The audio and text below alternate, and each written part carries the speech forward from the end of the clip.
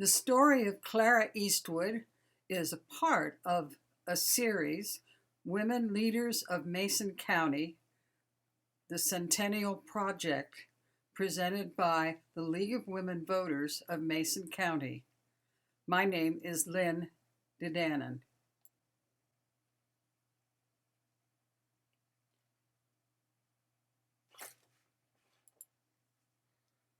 Thanks to Carolyn Maddox for forwarding the name of Clara Eastwood and Eloise Flagg and putting us on to the story of the Alderbrook girls and the early development of Alderbrook Inn.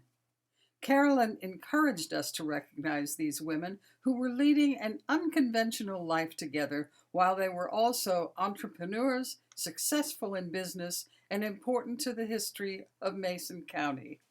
Clara was apparently a force to be reckoned with, a mover, and widely appreciated.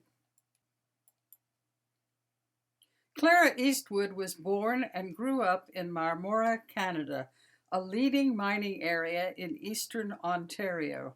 Crow Lake, seen here, and the Crow River made Marmora into a tourist area known for excellent fishing and boating.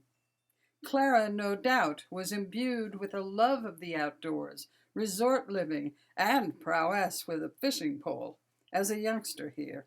Also, women achieved the right to vote in Ontario in 1917, the fifth of Canadian provinces in which suffragists prevailed.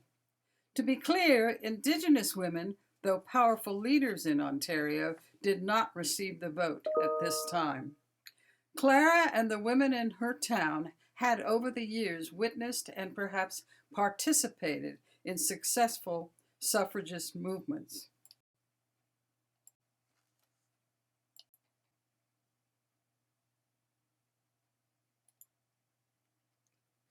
Clara was the next to youngest of 7 children.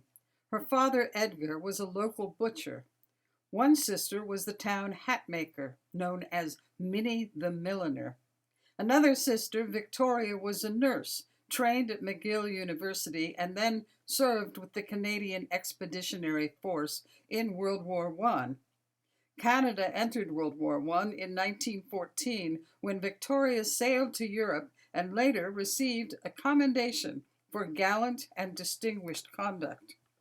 Clara, in 1909, at age 19, had become the manager of the Marmora telephone and telegraph system and served until she and her mother emigrated to Seattle to join another sister after her father Edgar died. We see here images of Anne, Clara's mother, and Edgar, her father, as well as her sister Victoria in her nurse's uniform.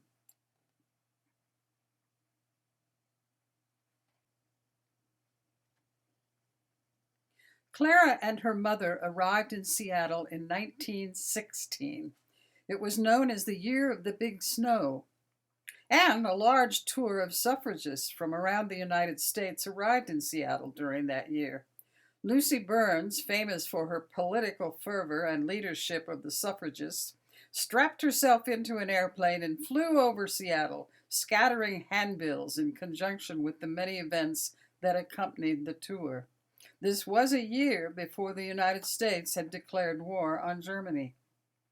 Clara, after arrival in Seattle, got to work. She became a valued employee of Frank Wright at the Carlisle Fish Packing Company. Notes on her skills appear in company newsletters from the period. And she also joined forces with other women in Seattle. The activism of Seattle women attracted her. The Seroptimists, chartered in 1925, were just one place women gathered, networked, and discussed plans for politics. Eloise Flagg, Clara's to-be partner, and Clara were in Seattle and ground floor members and officers of the Seroptimists. Bertha Knight Landis, a member of Seroptimists, was elected the first female mayor of an American city in 1926 after a stint on the Seattle City Council. The women's clubs, such as the Seroptimists, represented thousands of women. Their civic work included political education for women and improving business opportunities. Thus, Clara and Eloise were in the heart of Northwest women's activism. Through the Seroptimus Club, Clara and Eloise would have known many movers and shakers, including Dorothy Stimson Bullitt, who founded KING Broadcasting, and she was the first woman in the United States to buy and manage a television station. Seroptimist registered voters, taught English as a second language, and sponsored recitals at Cornish.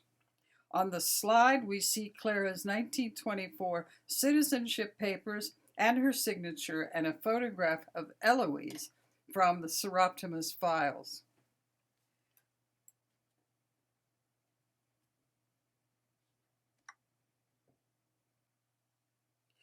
In 1927, Clara purchased the Alderbrook property from Harold Stumer, previously owner of the Grand Stumer Hotel in Union, Washington, and who had opened Alderbrook in its first incarnation in 1913. At the time Clara purchased the property, it included 600 feet of waterfront and 10 acres with tent cabins walled with striped canvas and roofed with hand-split shakes. They had wood stoves for heat, though no electricity. There was a Victrola and waltzing, and annual bookings by families including Callisons and summer people from Tacoma and Seattle. Soon after Clara's purchase, Eloise invested and became a co-owner and Clara's life partner. By the mid-1920s, World War I had ended, and the Victorian era was becoming a memory. Women had gotten the vote, though discrimination in many state laws denied that right to women of color. Women were raising their hemlines, going to college, going into business, and realizing that marriage and children were not the only requisites to happy and fulfilled lives. Clara and Eloise exemplified the times with their personal life choices and successful entrepreneurship. Their takeover of Alderbrook's development was happening during the same year that R.A. Nobles created an art colony at Olympus Manor in Union, and then opened a grand music room in 1925 where Cornish art students and Nellie Cornish, the founder of Cornish School of Arts, could hold forth.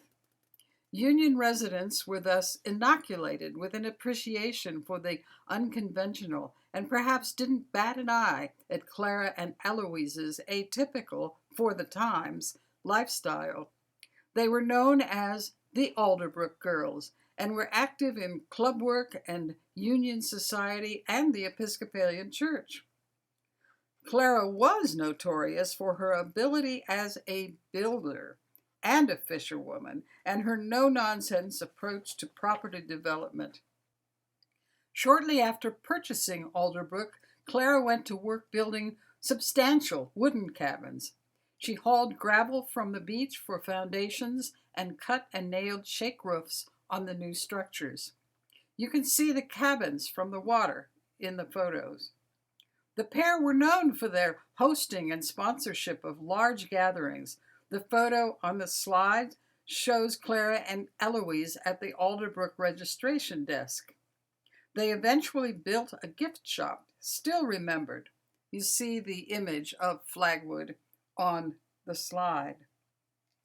Eloise was known for occasional scholarly lectures, including one on the history of the General Federation of Women's Clubs at the Conference of Club Members in Shelton in 1940.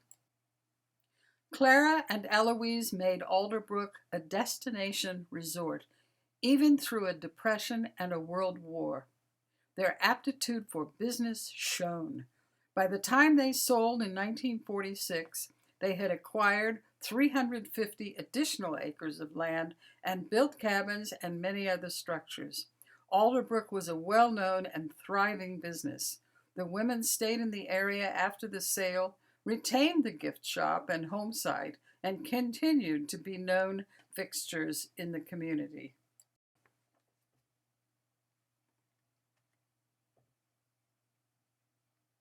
Stories like those of the Alderbrook girls deepen our understanding of our foremothers, their experiences, accomplishments, and survival strategies, and tell us a lot about a small, rural Washington town that apparently did not judge, exclude, or marginalize those who defied commonly held views on gender and gender roles.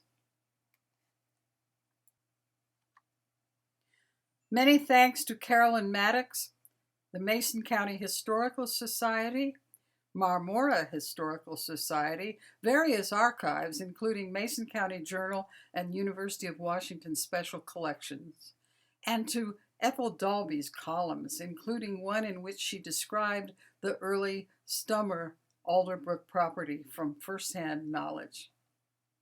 Thank you.